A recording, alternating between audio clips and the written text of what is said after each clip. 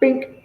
Yeah, awesome. Okay, cool. Sweet. We are live once again. This is take 2 because someone forgot basically the entire ability to record this episode.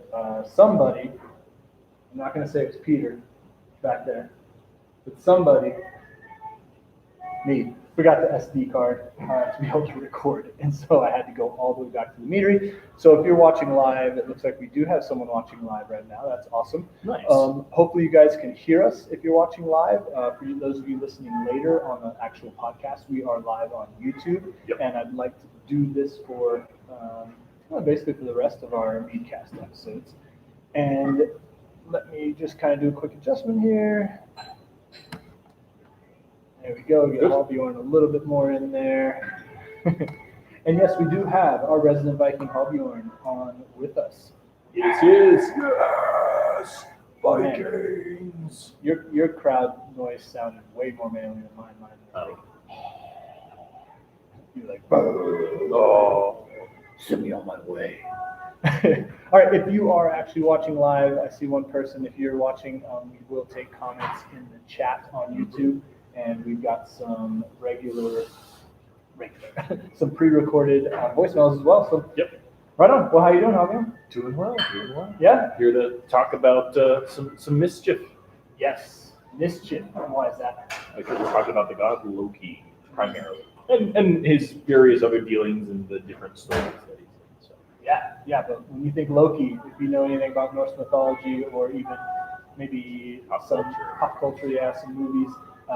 Mischief is a good word for it for sure. It's good to have you back on another episode. Always cool to talk about this Norse mythology stuff. And we are here at the Mead Hall. Yep. Once again, it seems like that's me and you. That's our jam. I think pretty much. I mean, the other ones have always been either online or. Ooh, thank you for my tea. Look at that. Tea and a horn tea. A horny tea. Ooh, that's horny tea. Depends on what you put in it, I guess. So. And that's our meat slinger over there just got me the tea. Pete. Pater. Thank you. Yeah. And then you can't quite see. Well, if you do a little backup there, Hallbjørn, just kind of scooch. There he is, right there. We got Clint. One of our birds. Yep, working the production, putting in hours above, under, around, and inside of the mead over there. So, okay, enough of this blabbering. Let's get on to talking about Loki. Sure thing. Well, so I mean, we can start with. I guess what is it maybe that you don't know or do know about Loki and such? What is the common conception, so to speak, is a lot of people know like with Tom Hiddleston and the Marvel Universe and all those other different things is kind of the biggest thing that people think of Loki. But turns out that a lot of what we see in, I guess, both the comic books as well as the movies, especially in the show now that is coming out, what do they get right and wrong about the mythologies? Turns out they get a lot wrong, especially when it comes to things like genealogy and who he's related to, and even his children seem to not take any part. It seems in the mythology, they're described with having other fathers and other mothers and such. So. Yeah, that's true. You don't see. I mean, maybe I wasn't paying too much attention in the movies, but you don't see any of that part of the story of him. Yeah, fathering.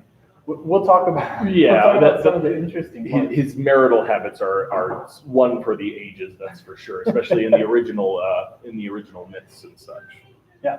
So one thing I wanted to kind of start off with, I think, is to ask about the name Loki, because it has some origins that seem to tie in pretty well with his mischievous. Yeah, somewhat. So. It was for ages and ages that we really didn't exactly know what what the word Loki or the name Loki actually meant. But now there's a speculation that it's kind of very similar to, I think it was a Loki or Loki was a derivative of a word that meant a knot in a string or a rope or what have you. And the biggest thing was that he is definitely considered a knot in and of himself, but it is also the reference to how he was tortured as well after, for when Ragnarok began. He's definitely a knot in what would be an otherwise seamless thread or timeline for Ragnarok. He is kind of the part that starts Ragnarok. He's very much, his mistakes is what causes Ragnarok. Well, yeah, this idea The end of the world. Yeah. Yeah, and we'll talk about that as part of that story too, and all other stories. So his name meaning knot. I've seen like the knots in a net. Yes. So he's always kind of entanglement. And there's some references maybe that could be said to him being almost like a spider, tying knots and weaving things and scheming things. Yeah, and well, to have a net, but very much like a spider to catch things in and to entice things in and to use as a lure potentially, whether you're talking about fishing or catching flies in. Yes. You've got something from the audience here.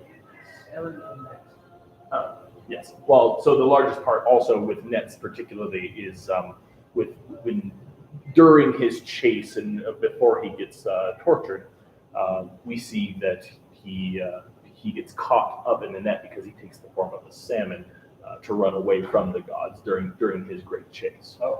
Which is another sort of thing with nets and everything as well. But yeah, Loki kind of maybe potentially means not that you would be making these nets with. So. That's cool. And even if there was only one of those many kind of references, to be able to take that reference and like go outwards with it and entangle, if you will, more stories into it. Exactly. It's pretty cool. Exactly. I love that when I saw that. And we get more information the more sources that we end up having. The more sources that we end up having, the more we're able to interject and say, well, hey, maybe there was this version of the story, or maybe that version of the story, depending. And it was all mostly oral tradition, so we now know that it could have changed here and there from the oral tradition. And of course, when it was written down by people who were no longer affiliated with or didn't really worship these gods anymore, but they still liked the stories, and so they preserved them. Yeah. Always got to take it with a grain of salt. Right. Always. Nice, cool. So again, we're here at the Mead Hall with Hallbjørn, and we're discussing all things Loki, one of the gods in Norse mythology. And we are also live on YouTube, so if anyone out there is watching live, welcome. And so Loki, his name, he gets it all entangled in knots, and he's got parts of these stories. Is there anything that, let's see, I kind of want you to kind of go with this, however you want, but I'm looking at like the family lineage kind of stuff. But so, I mean, the first and biggest thing, and I guess we can then compare things with the Marvel universe, I guess you could say, is a lot of people think of him as Odin's adopted son. And that just seems to not be the case. I mean, there might be some very, very late versions where because Odin is the All-Father and, he is the main god, then yeah, sure, he is the father of Loki from an adoptive sense. And there are lots of stories in the original sagas and Eddas that do have Odin adopting children. But Loki is actually in the Norse mythology, in the actual mythology, is much older, and actually might even be as old as Odin. He's just kind of a force of nature. There's not a lot of evidence of there being actual Loki worship during the Viking times or anything, or like the pre-Christian European period. So we don't know of him as necessarily a god, but he's also not necessarily a Jotun or a giant or an other or a devil, or I think the term Jotun actually technically means devourer. He's not necessarily completely on that side. He's not necessarily a god because he doesn't gain worship. He's just sort of he's just always kind of been there. We do know that he does have a father and a mother. His father's name was... one of the few that I can't pronounce or that I don't know off the top of my head here. Crazy pronunciation. Always in all Norse mythology. But yeah, his father was a Farbauti. Farbauti, which means cruel striker. And then it's some debate on whether his mother's name was Laufey or Nal. We don't know what Laufey means, but Nal means nail, like nail with hammering and such. But So they're both kind of strikers in some sense. Yeah. Well, I guess being a nail is the one being. Oh, right. So it could mean that possibly this could be what's called a kenning, or like a combined letter to mean a hammer, so to speak. It could be just another name for hammer, but it could just be also that nail is just what is there, and then they produce Loki, which means not, or something. So there's a lot of conflictual sort of language going on with Loki. So even his beginnings aren't always that calm or peaceful per se. Yeah, I'm glad. I'm glad that there's wrapped in this unknowing, right? Especially for a character like him. Right, exactly. And so, but then he then fathers many children, but all of whom his wife he only fathered one son, Narfi, through his wife Sigyn, which means friend of victory, I think, or something like that. So we not to interrupt at all, but right. I'm going to jump in and we'll play one of the voicemails because it has to do with that. Oh, okay, okay.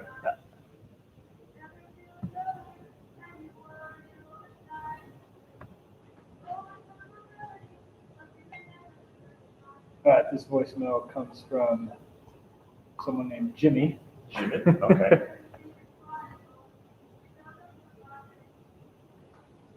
Hi, long time listener, first time voice mailer. I just had a quick question for you guys. Did Loki have any kids? Can you give us some more information about that? If you did, I'd be very curious to know. Thank you. Love what you guys do so much. Thank you.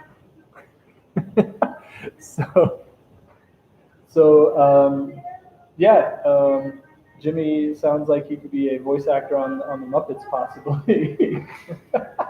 But he asked basically, about the kids. So he has many children. We know definitely one with his actual wife Sigyn, and the name of his child is Nari or Narfi, which means corpse. Weirdly enough. But then he has also the big famous children that he always has are basically those that will bring about Ragnarok.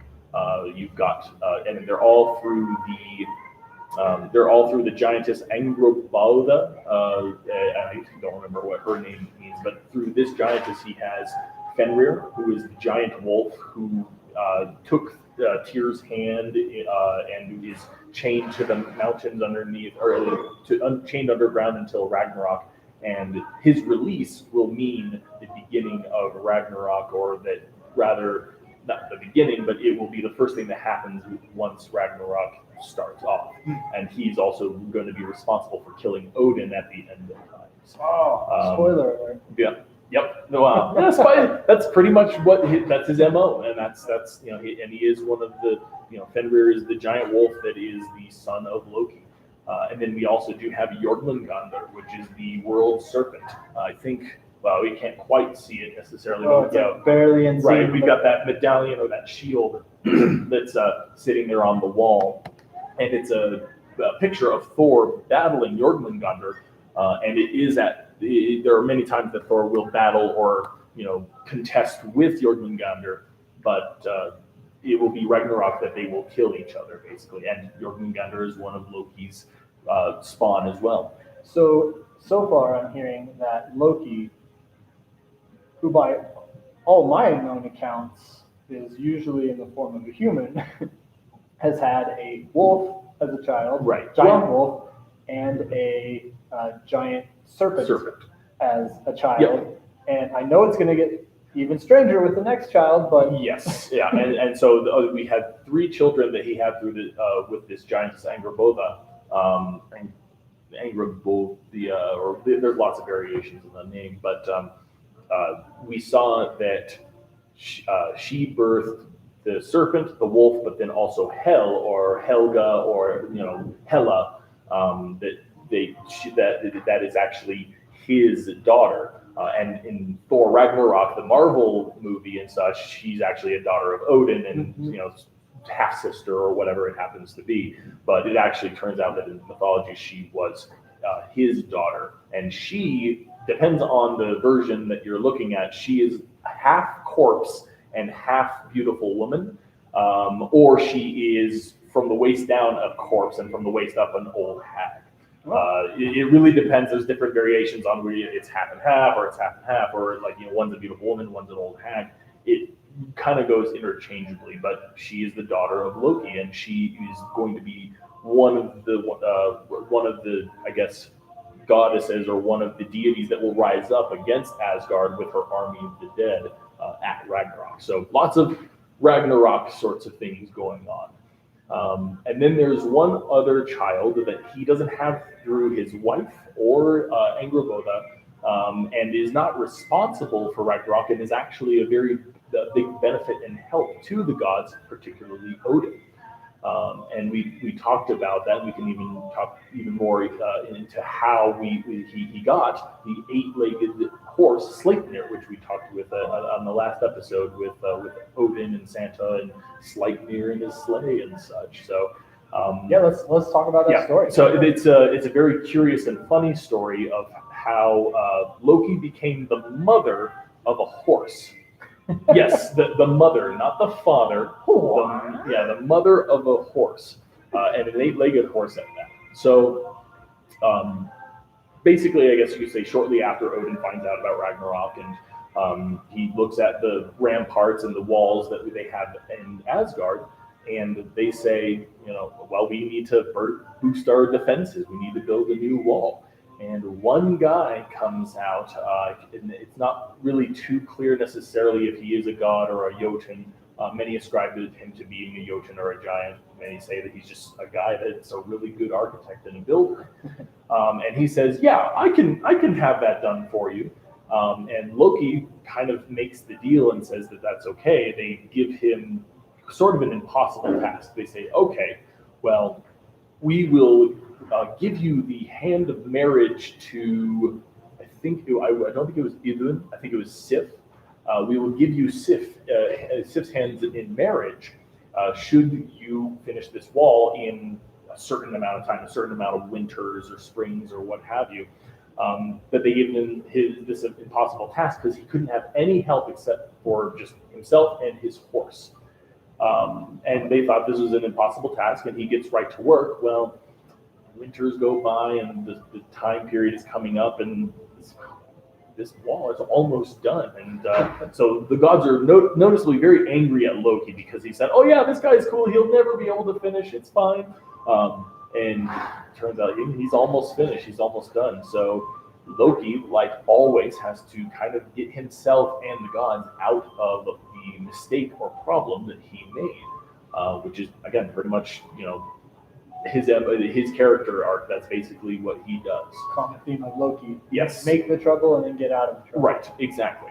And so then, he has to think, okay, I got to distract this guy, and, it's about time.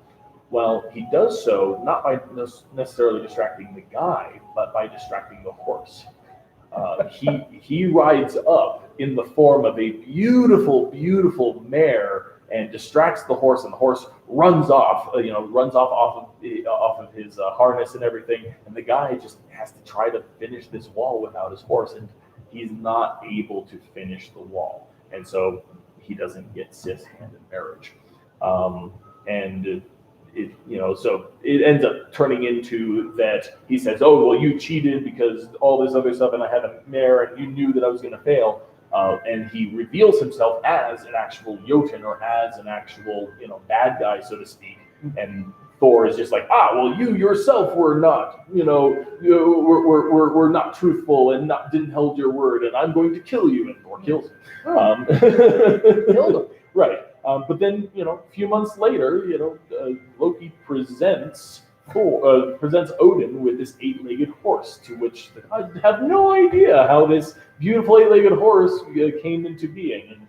But we know that it was Loki who, as the mare, gave birth to Sleipnir. Oh man, yeah. So, I gotta wonder if Loki, I don't know, was that something that, I don't know. I guess I don't want to know any details, but I don't. I mean, you're the biology teacher, so I don't. I think we can Biology separate nuts, so. biology with this mythology pretty easily. Yes, very much so. Um, But yeah, those are all of his children. Did you just just slam my knee really good on this long table. But it is a beautiful long table, by the way, that we're Yes, sitting here at at. the Mead Hall. Mead Hall. Oh, we didn't even do anything about the Meadcast. Meadcast. Yeah. So Loki has had quite a few children, and mostly in the form of other animals and creatures. And there's lots more stories that I definitely want to get into in this episode. One of them being the kidnapping of Aiden. Idun. Yeah, Idun, or I mean, I guess some people speculate that the word Eden we got from Idun or Eden, and she's basically the goddess of. She's a fertility goddess, like many of the goddesses, but she is also specifically the goddess of apples, which is where we kind of get the conflation between Eden and Idun and everything else. But yeah, she was kidnapped because, as seems to be a common theme in many Norse myths, one of the Jotuns wanted her hand in marriage, wanted her as a wife. And so some versions are is that Loki actually ends up saying, yeah, sure, you can be wife, and they get Eden over there, and then the gods are very mad at him for saying, that was okay. So he has to go back and take back. We're just getting a comment saying we're getting quite a bit of loudness of the Mead Hall music. Yeah, thanks for letting us know. Yeah. We're chatting up here with the people on the live YouTube live. So thank you for that comment. And thank you, Peter. And thank you, Peter, for a lovely drink that's almost gone. So at some point, can I get a lemon ginger? Okay. Man, I'm good with my tea. Yeah. So. Where were we? Something about Eden and apples? Yeah, so she was kidnapped by, I think his name was Thiazi, and wanted to be he wanted her to be his wife, and Loki had to go back and get her, had to rescue her, and so he took flight, I think as a falcon or an eagle of some sorts, and then brought her back. Well, Thiazi sees, he's stealing my wife. Hey, how's it going? Good. One of our regulars, one of our Mead Hall members just walked in. So. And so Thiazi takes pursuit as an eagle, and he's almost neck and neck, almost going to grab Loki, almost going to get Idun. But right as they enter Asgard, they set a giant flame to block Thiazi's retreat. Well, the fire catches him, and he burns to death. And not Loki. No, Thiazi. Yeah, they made it past the barrier right at the last second. And then they put up the flames, but it was Thiazi who burned to death. And there's even some who speculate that it is actually that it brings the winter. That sometimes you can bring the winter with a. Does he just have like a? So we have some of the coolest ice.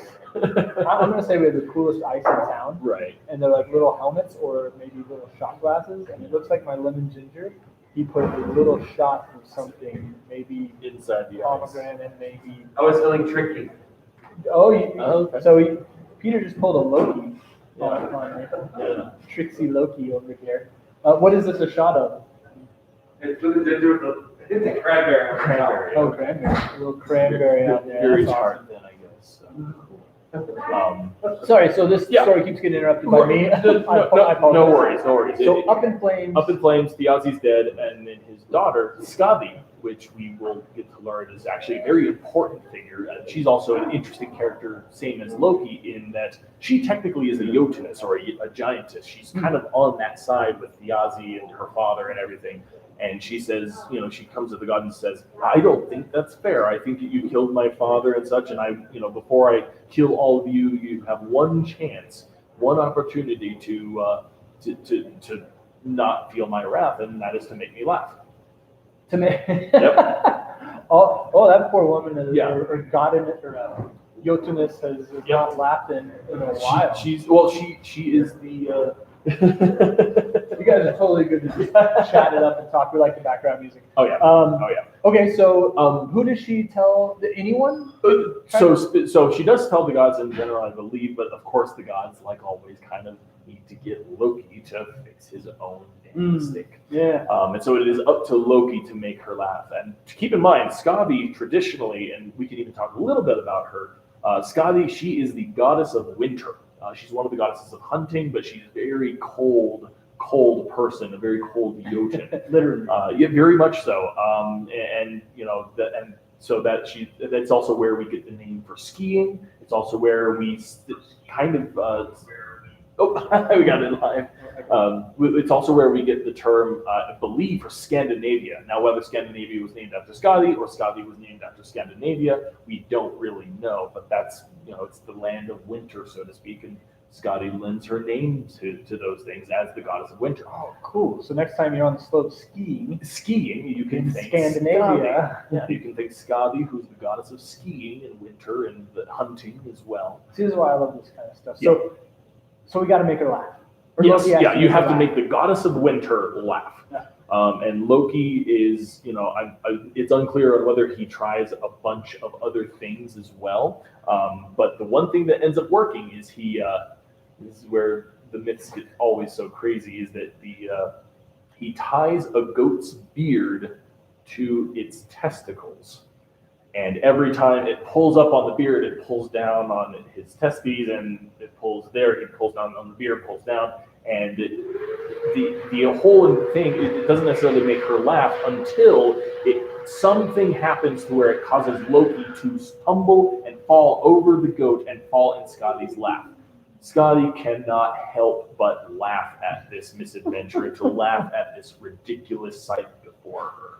And so then she forgives them, and they actually end up accepting her into kind of their own pantheon. Oh, really? Oh, yeah. That's why it's kind of interesting that she's kind of the god, and there's some examples of Skadi worship, as well as her name being lent to so many things. But she ends up marrying the god of the sea, Njord. I believe it was, but it ends up being a very short engagement because, well, you have the god of the sea and the goddess of winter, and they don't exactly, he's trying to drink mojitos on the beach, and she's trying to make hot cocoa. Oh, man. Yeah, you gotta. Right. I don't know. That sounds actually kind of nice. Right. Kind of mojito followed by some hot cocoa. But it doesn't matter, because then she's been accepted, and it's fine, and Loki kind of stays his head there. He doesn't exactly stay his head in the next story that I think we can bring up. I think that might be a good one, if that's all right. Of course. All right. So it's actually how the gods. Story time here. Well, it's actually how the gods got their weapons, and also strangely how weapons, as well as one animal and a ship, and lots of really cool magical items that they got from the dwarves, or from the dark elves, I guess you could say. And it all happened when Loki cut off Sif's hair. Sif is, very, very beautiful, very wanted by many of the Jotuns and gods and such, but she is Thor's wife. Okay. So you can imagine with Thor's wife, Thor can get particularly, shall we say, possessive of his very beautiful wife, who has very long, flowing golden hair. Well, Loki cuts that hair off, bald, and shears it off. Oh, God. And you can probably tell that Thor is very angry that he cut off his wife's hair. And so he gives him some time and says, "You better fix this right now." And in order to do so, he's like, "Well, how am I going to get out of here?" Well, he goes to two separate families of dwarves. And he said, in his trickery, he says, "Well, I'll make a contest out of this, and we'll be off more the better after this as well." He goes to one family of dwarves. I can't remember. I think they're called the Aldies or something like that.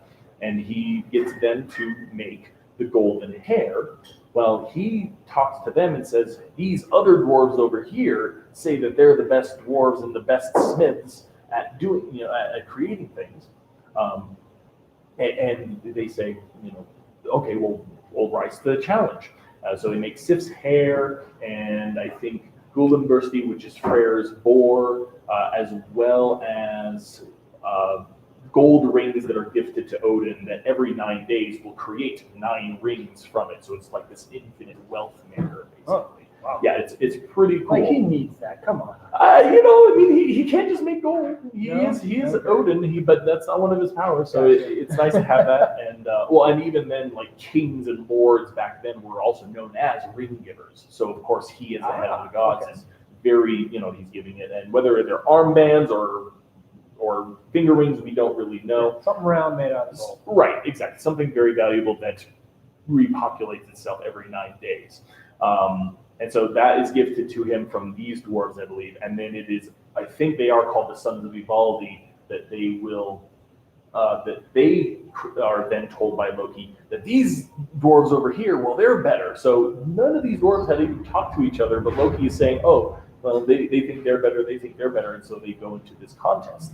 And it is these dwarves that create Thor's hammer Mjolnir, Odin's spear Gungnir, as well as the boat of Freyr that can be folded and put into a pocket. But when once unfolded, can fit the entire retinue of gods and deities and goddesses, as well as their steeds, that can fit in a pocket. But there was one catch that these particular dwarves gave to Loki, and he said, "If we win, we get your head." And so you can tell. Wait, they get whose head? Loki's head. Oh, Yeah, okay. they get Loki's head, and he has to put that on the line, or else there's not going to be a contest, and Sif's not going to get back his hair. So it's either die by Thor's hand or die by these dwarves' hand. Right, exactly. So he obviously wants Sif's dwarves to win this contest because one, it's the hair that's been given to Sif, but two, because it can mean that he doesn't lose his head. So while these dwarves are making Mjolnir and Gungnir and all these other things, they're sweating, they're striking on the anvil, and there's one dwarf that has to just keep using the bellows. And if he slows down on the bellows, something is going to get ruined. So he just keeps bellowing while his brother is striking. But within the bellows and within their little smithy shop is a fly, just flying around and such. We can kind of guess possibly who this fly is or what this fly is all about. It's Loki in form. And so there's one time where the fly comes in and bites this dwarf, right on the arm or on the back or something like that. It doesn't matter. He keeps on building. Okay, and so then they're making another weapon or something like that, and he keeps on building. The fly comes in and bites him right on the nose or somewhere closer and such. Still, he just kind of shakes it off and keeps on building. Then it comes to when they're making Thor's hammer, and the fly lands right on the dwarf's eyelid and bites him right there. And just for a split second, he takes his hand to slap at the fly and get it out of his hand. But it was just enough time. It was just enough time. And so Loki goes back, thinking to himself that he's done pretty well for himself. He's now going to keep his head. So they give the gifts. They give the gifts to the gods. The rings, the hair. The hair comes in perfectly. It doesn't really matter who wins because Thor is absolutely enamored again, and it's fine. And so that ends up being okay. Loki doesn't have to avoid Thor's wrath as much. And then the ship and the spear are given to Odin and Freyr, and then it comes to Thor's hammer. And this is where the dwarves are like, sorry, here. Ends up being the best thing ever. The only problem that ends up being is it says in the stories that it was like any other hammer or was very large. The only difference was that the handle was too short, which didn't matter to Thor. He could wield that thing whether it had a short handle or whether it was just a club, basically. And that was the only problem. And he would also have gauntlets that would enhance his strength as well to be able to throw the hammer. But yeah, the hammer acts pretty much just like it does in the Marvel comics and in the Marvel movies. It will always come back once thrown. You are able to use it to propel yourself. It is just very, very, very heavy. That's literally all it is. There's no who's worthy or whatever else. It's just very heavy. But Thor has no problem tossing it around, and they do end up saying that these dwarves won, and that means that they get right to Loki's head. But Loki, the trickster that he is, says, well, you have the rights to my head, but you do not and cannot touch my neck. And so you think that, right when they're about to chop off his head, you can't touch my neck, you can touch my head. But it was the dwarf then being clever again that he ended up sewing Loki's mouth shut. And it is a very common occurrence that you will see Loki when he is put into form or painted or carved into stone, that he will have a couple X's across his mouth to show that his mouth is sewn shut.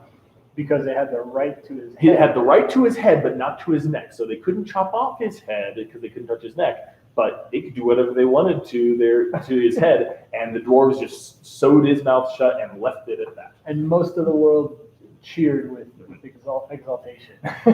Loki shut up. And now that I do remember back, I do believe that the couple dwarves were called the Sons of Ivaldi, and then the other two dwarves were Brokkr and Eitri. Okay. And those were the ones that ended up winning and ended up sewing Loki's mouth shut. So they saved his head, but yeah. Yeah. Oh yeah. Took away his speech. Cool, man.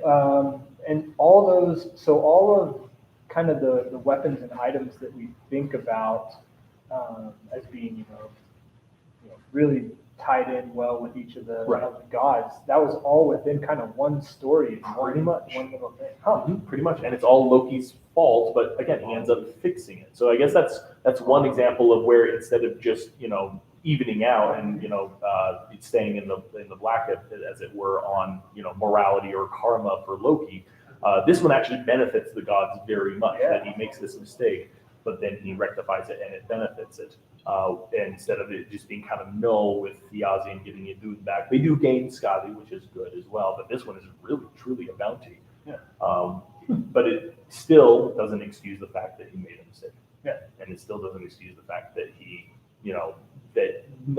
so the whole point of Ragnarok then with Loki turns into it's the one mistake he can't fix. It's the one mistake that he can't rectify. Yeah.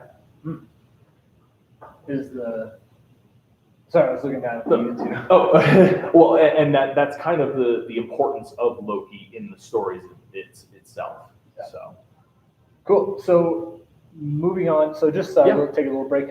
We're here at the Mead Hall. We've got a couple people watching live on YouTube, and so hopefully everyone can hear these stories. If not, you can go on to the Meadcast. Drinking Horn Meadcast. Find it on all different formats on Spotify, Stitcher, iTunes, all iTunes, basically everything. And we're sitting here with Hallbjørn, our resident Viking, talking, of course, about Norse mythology, and specifically about Loki. Oh yeah. So another tell us another story, Hallbjørn. Yes.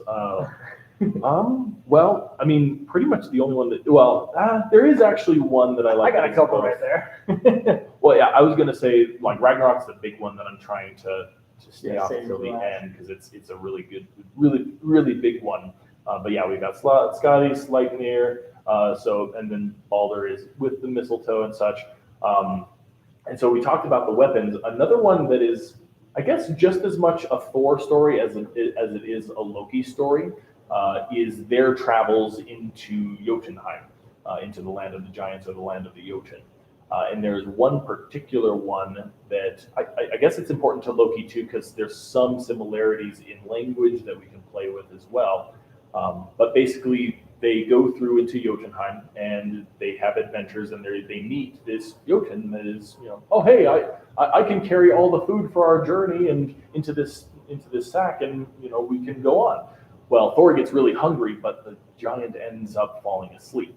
So he can't get to his food. And Thor tries banging his hammer on the head, and they're astonished that it doesn't even hit him. He thinks that an acorn drops on his head.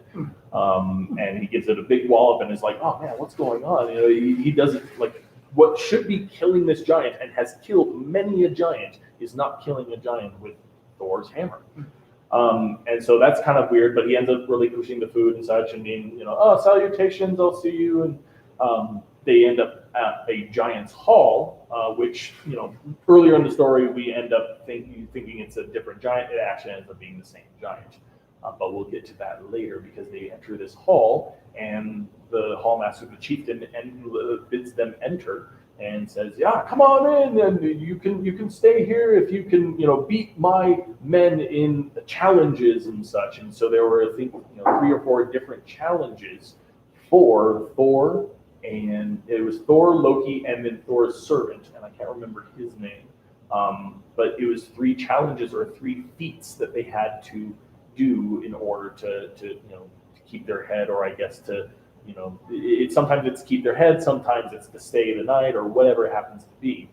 And so then one of the challenges is a drinking horn, which of course Thor, he boasts that he's a big drinker, and he says that if you can down this drinking horn, that's you won the challenge. And he says that, "Oh, my men are able to down that in 3 or 4 drafts. It's fine. You can do it in 3 glugs. It should be okay." Well, he picks up this drinking horn in 1 glug, 2 glug, 3. Keeps on going. It's past the 3 drafts, and he just has to put it down because it's just he cannot drink out of this drinking horn, and it's subpar mead to begin with. Obviously not drinking horn mead. Right. Obviously not drinking horn mead. But it's but that he says, "Well, wait, hold on, I want another challenge." And he says, "Fine, then you must wrestle this old woman. It's an old hag." It's like, "Oh, that should be easy."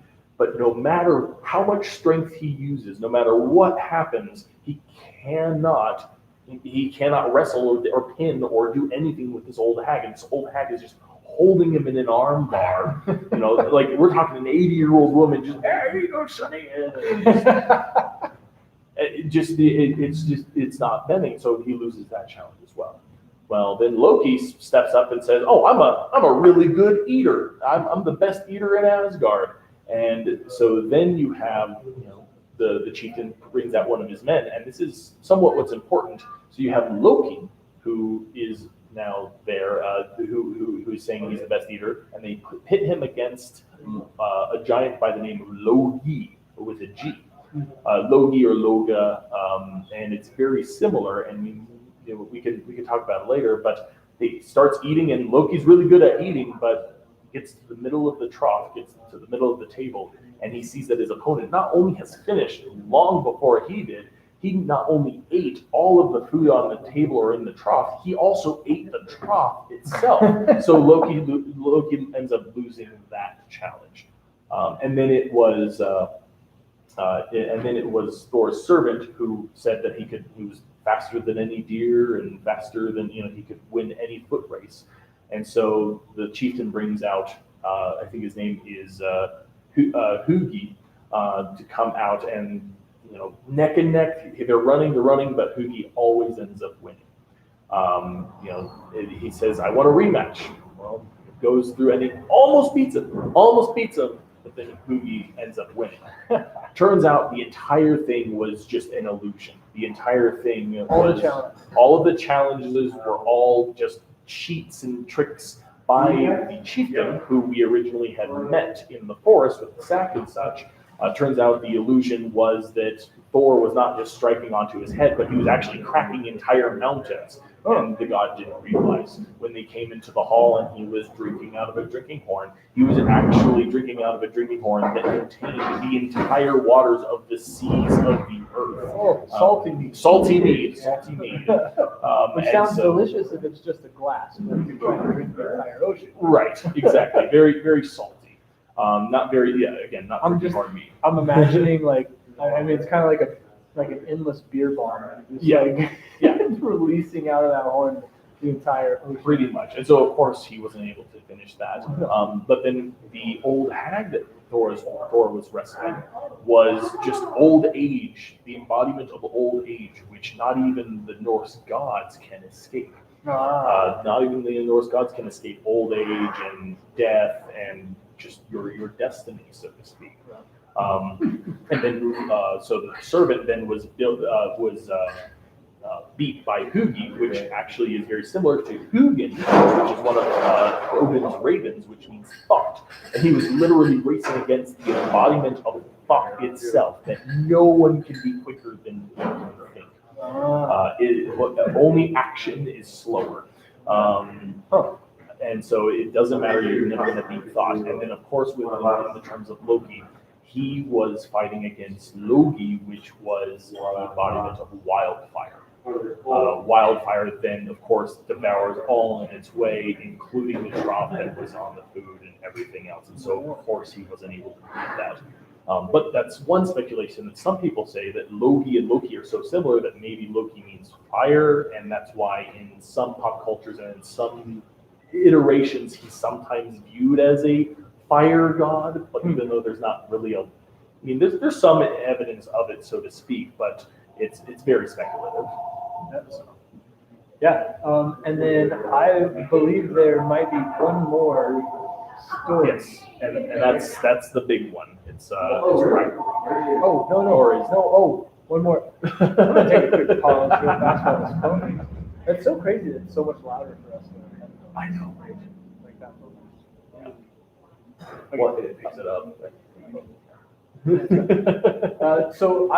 I'm thinking of one more of those tricks by the giants to Thor. One more challenge. Yes. So this guy over my shoulder. So yeah, it was. So Thor was saying, or rather, the chieftain was saying, "Oh well, then if you can pick up my cat." And what? Like you're challenging me to pick up a cat? Okay, I mean, it might scratch. Yeah, that's fine. But it turns out this cat is actually pretty big. And so then it's like, okay, well, Thor gets underneath this cat. But no matter what happens, no matter how high he lifts up the cat just always stretches like cats do, and he barely gets a single paw off of the ground before he just exhausts himself. And then that is, of course, the illusion, but the reality was that he was trying to lift the entire Jormungandr serpent, the entire world serpent around the earth. The same one that, he does battle with and he contests with all the time. You ain't gonna do that. Right. So there's even some people who can trick Loki as well with their illusions and their magic. Yeah. Trick the trickster. Nice. Cool. So shall we get into the big one? The big one, yeah. The one mistake that Loki just cannot rectify or cannot fix, or that he really has to face the music on this one. And I think that's what's really important about Loki, is that he that's kind of the importance of him as a character, whether it's in a story sense or in a religious sense. That is his morality is that he is the one who makes a mistake, and then for Ragnarok and the end of the world, he ends up making the mistake that he can't rectify. He can't fix to where everybody is happy. And so basically that mistake would be the killing of Balder, which we have discussed previously before, with it being the start of Ragnarok, his death, and we talked about Odin and trying to get him back and everything as well. Very, very briefly, and we can talk about that later. But it's so backstory to Balder. He is the shining god. He is the most favorite god of all time to all the gods, to all the entities of all the Norse pantheon and such. Wait for that. Our phone's loud here. I know, right? So basically, what ended up happening, though, is that Balder had a dream that he would be killed. And so Frigga, his mother, and Odin's wife, went to all of the entities in all the 9 realms in the entire universe and made them promise not to kill Balder. We discovered then, when we were talking about this little parasite of a plant and such, was mistletoe was the only one that didn't say, yeah, sure, I won't kill Balder. That's kind of interesting. So not only just like people and human type figures and even animals, but even plants had to agree not to kill this. But how the heck did mistletoe get away with that? Well, Frigga just kind of thought of it as inconsequential. That it was like, oh well, it's just mistletoe. And so I mean, that can be the only one because everybody else had said, yes, I will. You know, everyone has said, I'm not gonna harm it. Corn stalks, mushrooms, soil, iron, bears, wood, almost all of it except for mistletoe. Well, right, except for mistletoe, and Frigga just dismissed it as just it's just a plant, it's just a parasite. That's all. Yeah.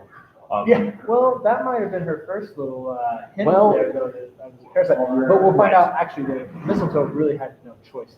Oh, no, not at all. Yeah, not really. It didn't say. It didn't say it would actively try to kill it. It just didn't say no to not killing. It was busy. It was it was in the bathroom. It was in the bathroom. It was taking a break in the bathroom. but so I think this ends up happening that, of course, it's towards the end of all this story arc with Loki. He probably ends up getting his mouth, clipped and everything, so he's able to speak and such. And so he's very, very mad, and he's trying to figure out, how do I kill Balder? How do I get some of the attention to this loving god? And so he ends up disguising himself, I think, as a handmaiden, and ends up, it ends up slipping out of Frigg's mouth that, it was only Mistletoe who said it. And so Loki, armed with this information, went to the courtyard. Now, since everything, of course, obviously except for Mistletoe, said that they wouldn't harm Balder, the gods made great sport with this by throwing whatever the hell they wanted at Balder. They started, they would fire arrows at him. They would sling slings and spears at him. They would throw chairs and, the animals. Chairs. Right. They would just toss everything at him, and he would just stand there proudly and shining as the shining god, the god of the sun, just shining there proudly and not a scratch on them. They would break apart. The spears would break and shatter. The chairs would shatter. No matter what they threw, they would fire arrows and everything. They would throw darts at them. So that's kind of interesting because when you first said that, I was like, well, if I'm shooting an arrow at him or like swinging an axe at him, I've said I'm not going to kill him, but I'm actively trying. But you're not. But because you know that it's not going. The weapon said, but the weapon said it's not going to. True. So as the soon very as entity, the iron that it's made out of, the essence of whatever you're throwing at, have said that it's maybe that's weird, but I throw a rock at someone's face. Right. Like that is me trying to not trying to kill because I know it's not going to. Right. But even the rock itself has agreed not to harm him. So as soon as it gets to his face, it bounces off. It bounces off. It just does not. Yeah. It gets more metaphysical than literal because it gets into more like there's the intention to harm, but then there's just the incapability to harm. That when you promise to prayer, it is. You are you promise to not do something, and you then become incapable. Like electromagnetic level. I guess so. Yeah. Okay. So I thought that was right. It is that every entity just will not do that, and they used to make sport of it. Well, Loki goes to the blind god Hodor, or I guess you could say that anglicized it's Hodar is where we get that name. But he is the blind god. And he's kind of being left out, on this whole sport thing. And Loki says, "Oh well, you know what? I'm going to be the good guy, and I'm going to go ahead. Come on, hey guys, let Hodor go ahead and throw a stick. He's just the blind god." Well, Loki slips him a spear or a dart or something or stick of mistletoe, and then of course he throws it, and to much the dismay, it goes through. It kills Balder, and everybody is very tense because this just never happens anyway because we throw stuff at him. It's a sport. That's what we do in the courtyard. And meanwhile, Hogar is probably laughing. He's like, haha, did it blow up before it hit him? Why is no one talking? Guys? And everyone's just their jaws are down. Right. And we can maybe suspect that Loki chose Hodar because he can't look and say, wait a minute, this is mistletoe. Even though really nobody else knew, it's, only Frigga and now Loki knew. Yeah, we could wrap it in some leather, no one Right. Right, exactly. And so, of course, Hodar kind of has to pay the price because he did kill Balder, and that is the beginning of Ragnarok. It's not only tense because, this thing happened that is unexpected happened, it's also very tense because, crap, this means the end of the world. And so but they kind of do suspect that Loki, maybe had something to do with it. So he kind of goes into hiding a little bit, not as much as he will later. But Hey guys, I just found this stick on the ground. I didn't know. Right, exactly. We don't really truly know, except for wow. maybe Frigga might, kind of know about it.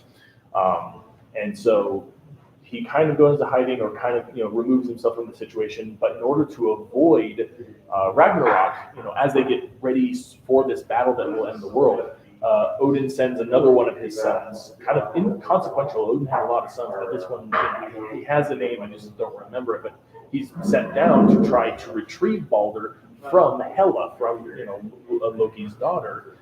Because he died, so he Because was he died.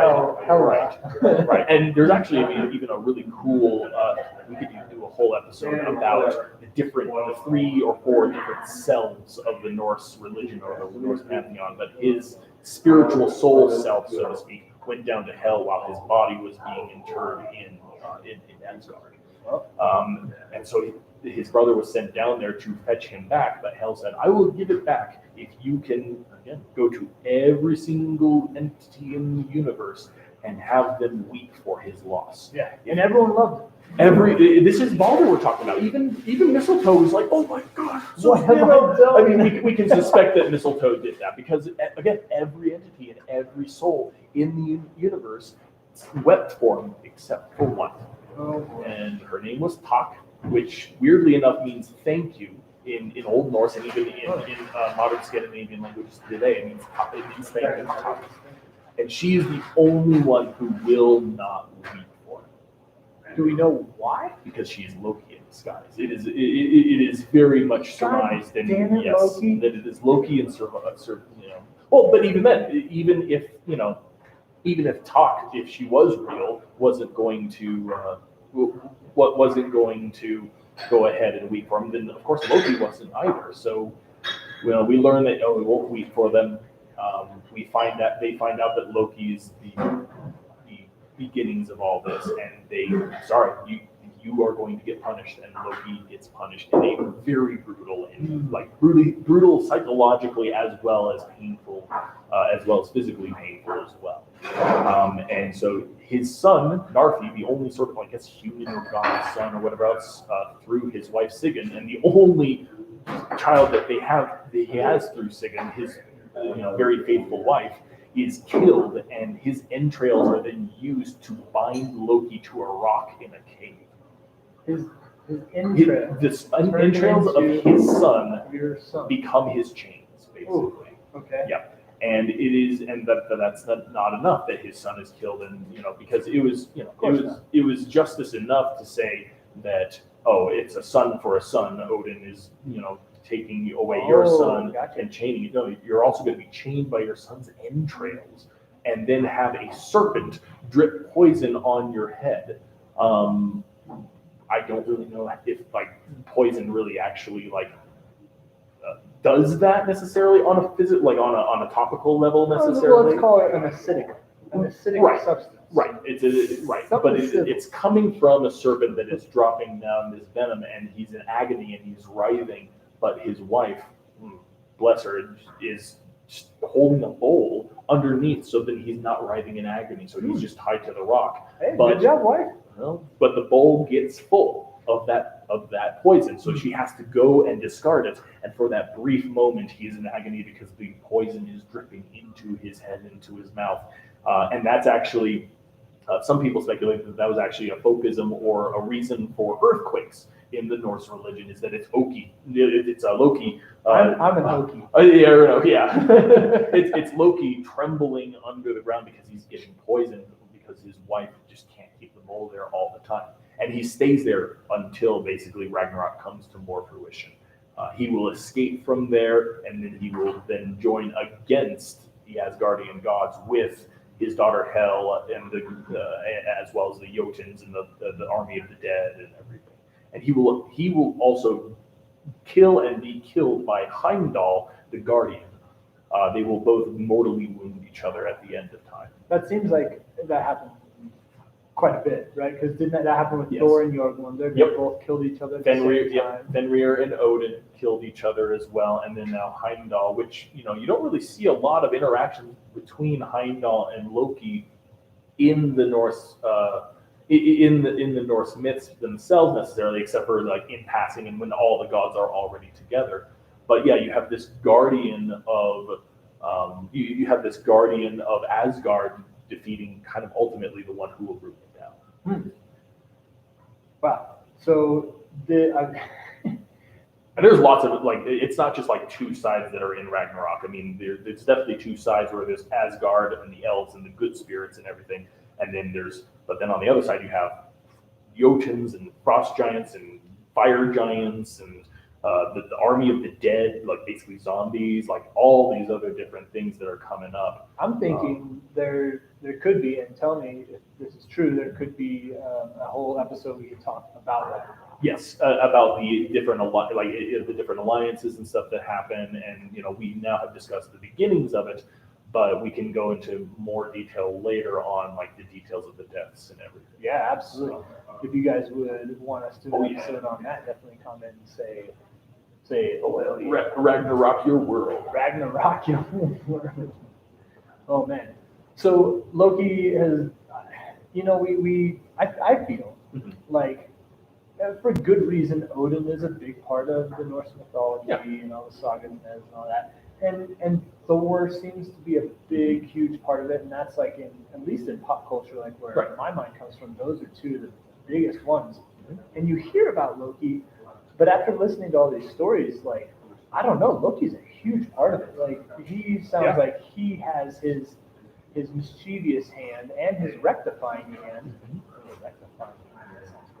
His rectifying hand in a majority, if not most, of these stories. Yeah. And so Loki is not just some side character, really, in my mind anymore after listening to this. But is he the villain? And that question has really kind of spawned off so many debates among so many scholars everywhere that it's like, is he the bad guy though? Because I mean, it's very common. Nowadays he's the bad guy or the villain in the Marvel Avengers movie, but even then, Tom Hiddleston did such a great job that that he is now sort of an anti-hero within even changing the Marvel mythos. But in Norse mythology, there's lots of people, even in like modern heathen faiths and such, that kind of regard him as a devil figure. But I don't think that's fair to Loki. I think that granted, like he's not a good guy per se.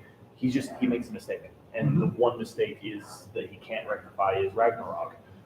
Does he end up becoming kind of the bad guy and goes on to the other side? Yeah, of course. But I mean, I would too if my son was killed before me and and his entrails wrapped around me. And to maybe be fair, and I could be wrong, I'm still learning this kind of stuff. Like Ragnarok was an inevitability anyway. So Right. it's not like, Yeah, Odin already knew exactly how he's going to die. Whether or not he knew the details of the lead up, he probably didn't. But we do know that it is the death of Balder that will cause the end of the world, basically. And so your thought on whether he's a villain or whether he's not a villain actually came with a question. Someone left a voicemail. Okay. And it was Ephraim. And so we'll take a listen to that question right now. Sure.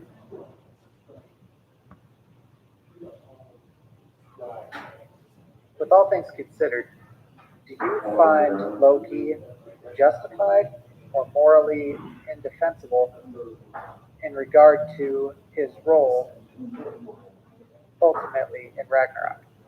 Oh, that's actually exactly what we're talking about. Yeah, and I think you did answer that. Maybe I'll put that a little bit before your talk. But any other thoughts on that? I mean, whether he's indefensible. You're the jury. You're the judge and jury right now. Loki's sitting before you. He created Ragnarok. I would say time served. I would say that like if Ragnarok's already an inevitability, then so was his punishment, and so was him rising against. So I would say that it's indefensible, but but he's already gotten his due, and he already ends up dying. He ends up paying the ultimate price in being killed by Heimdall as well as killing Heimdall. And then ultimately, and like there is actually a silver lining, and whether or not this was actually kind of a part of the original Old Norse pagan tradition, or whether this was just kind of a revamp from Christian writings of these stories and such. But Balder does come back to life. He is the rejuvenation. He is the sun god, so of course there's always going to be another day.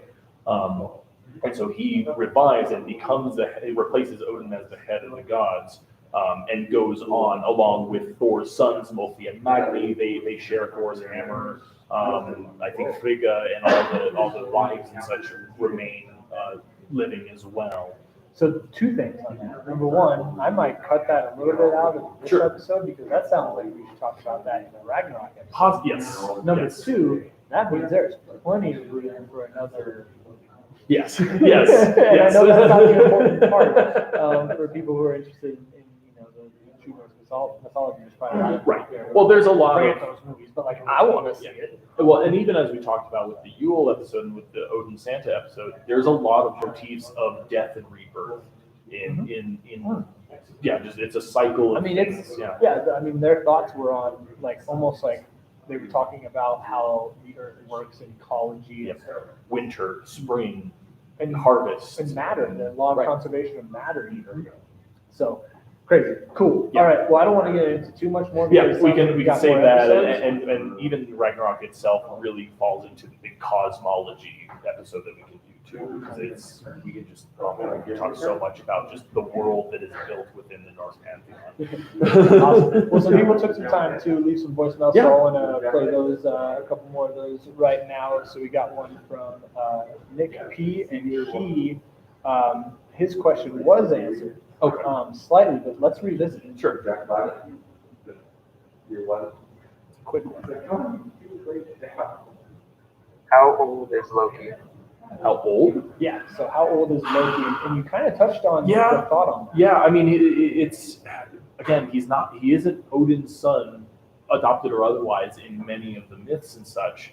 There's some people who might even say that he can be sort of akin to a brother or relative of Odin and such, who might be a little older than Odin, might be the same age, So he is just a force. So he could just be as old again as Odin, who even Odin himself had a father by the name of Buri. Loki himself had a father. So it's just shortly after the, I guess, grand chaos or the nebulous Gununga gap formed. I'm telling you, I'm excited I'm excited for cosmology Ragnarok. So I can talk more about it, but I want to save it. Yeah. So I just love, and I had never heard this before, but I love when you said that he could be the same age as Odin. That's cool. Yeah, I like that. Yeah, so, it's only really through the Thor comics and through like modern retellings, and of course, the comic books that we really get this idea that he's an adopted son. So. Cool. Thanks, Nick, for that question. And then we've got two more. Okay. This one. Well, we already had Jimmy's. Yeah, we've got one more from Kelly also that's not on there. Okay. She left it on a voicemail, and so, but I do want to play it, so I'll play it right now.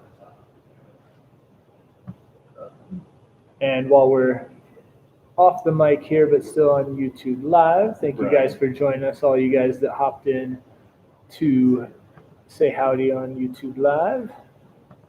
And I should have had this up. I thought I had it up before. Oh, no. It's not. Where is it? Boom. Voicemails. Loki. There we go. All right. So Kelly, actually one of the co-owners, Kelly and I own Drinking Horn Meadery. She left me a voicemail with her question about Loki, which I thought was a very interesting take. There we go. Hey there, I can't figure out how to leave a voice message on the podcast speak pipe thing, so I'm going to leave it on your voicemail here. So my question is, do you think the word loco has tied back to the word Loki? So for those of you on the podcast, if you didn't hear that, she's asking if Well, they there's do. a- I'll put it on there. Okay, cool. Yeah, so she's asking if the word loco, as in crazy, Spanish for crazy, has any connection to Loki.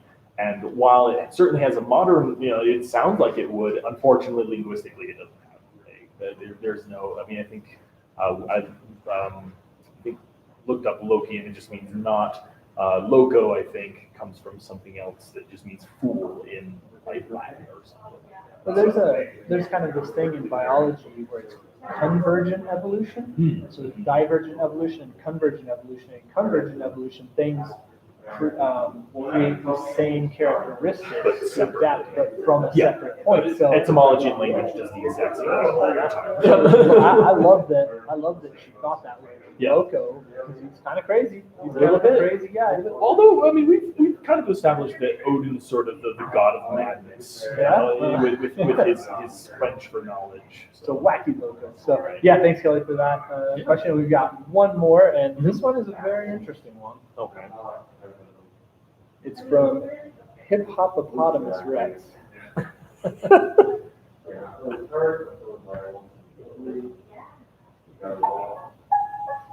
Y'all wanted questions from the audience. I got one for you right here. I've got a question for your Meadcast about this character from Mythology's past. A different actor for the role of Loki. Let me know who you think it should be. Yeah, that's right. I'm talking about the Avengers movies. Who's the one to play that role better than the guy next? Thanks for the opportunity. I'm out. All right. So for the people who are watching YouTube live or afterwards, I hope you could hear that. I tested before, I think you could, but that was there was a little freestyle rap, a little rap there. Hip Hopopotamus Rex. From Hip Hopopotamus Rex. And for those of you listening to the podcast, you'll hear it very well. But basically was asking if a different actor played Loki in the movies, what actor would you choose to play Loki?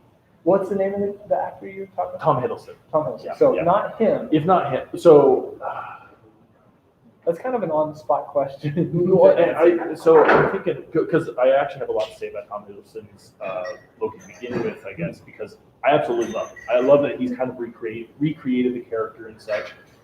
Maybe not necessarily as like the god character, but if you're gonna be complaining about recreations, then you should just be complaining about the comic books themselves, because Thor is not actually supposed to be blonde-haired, blue-eyed Australian with perfect abs and Oh, don't ruin my dreams. Come Right? on. No, he's supposed to be a beard. He's supposed to be a beard-gutted, red-headed guy with a bad temper and. Kind of like the last, kind of like in-game. Yeah. But it's supposed to be like he's just supposed to be mean. So I'll say my answer to that so that you get it out of the way and then you can go for it. But I was thinking, and this actor has played a comic book character already. He's a lot had. There's so many of them out there now. But William Dafoe. I do. Okay, here's the thing. Why are you reading my mind? Because that's Jim Carrey. Dark series Jim Carrey. Oh, Jim Carrey. I didn't like his Riddler. I didn't like his Riddler, so that's why. I'm thinking. Well, you're associating green, maybe. Right. Well, and if we're talking about the Marvel Loki. Right. If we're talking about the Marvel Loki, then I don't think it could go. I don't think anybody could be as good as cast as Tom Hiddleston. But as like a historical one, like dude, like I was actually thinking like Willem Dafoe or who's the I can't remember. But yeah, Willem Dafoe is like kind of my first choice. Who? Steve-O? Actually, if you were honestly, I could see Steve-O doing something like he'd go with the really crazy mad look at something. I don't know if Steve-O does any like actual acting. He's acted, but he's such a character. He can pull it off. I guarantee he can pull it off. He could be a Loki. His voice would play something. Right. Although whenever I do think about Loki, I sometimes don't think of like a jester mischief god. I think of somebody who's again tying knots, making nets, brooding. Like I think of somebody very like quiet and reserved, kind of the kid that nobody talks to sort of thing, that sort of left out outcast sort of. he's kind of a part of the pantheon, but kind of not. So. Yeah. Tim, what's his name again? Tim Hiddleston. Tim Hiddleston. I'm just putting this out there for YouTube. I'll probably totally misspell that. Or Tom. Oh, Tom. Oh, I messed you up. I said Tim. Sorry, Tom. Cool, awesome. Well, we are an hour and 15 minutes. And I can't remember the number two. I'm sorry. All I know is that he's just Loki. Well, we'll say it's an umlaut, so it covers the O and the I, so it's like true, I guess. No. Cool. Well, yeah, that covers our episode. Yeah. At least this one, we'll talk about Loki a lot more, I'm sure, especially if we talk about the Ragnarok and Yep. the cosmology part of it. But yeah, you've been listening to the Drinking Horn Meadcast, and we had a little meeting, we had a little talk, and yeah, thanks all. Yeah, of course, definitely. I'm so excited to continue teaching people about these different stories and such, and now I am just very excited for the cosmology record. Nice. That'll be coming. We got excited. We'll work with you. If you guys have any thoughts or ideas on episodes you'd like to hear, whether it's Norse mythology or bees or mead or I don't know, just give us a random idea and we'll run with it. We'd love to get you guys involved in everything with the Drinking Horn Meadcast. Number one thing we would love for you to do, if you know someone who would like this kind of podcast and would love to listen to this, tell them about us. It would be so. Blow them horns, man. You gotta, thump some tubs, I guess. So blow horns and thump tubs. That's what I can hear the music right now. Sorry. All right, well, I'm Nick. I'm Hallbjørn. And thanks for listening to the Drinking Horn Meadcast.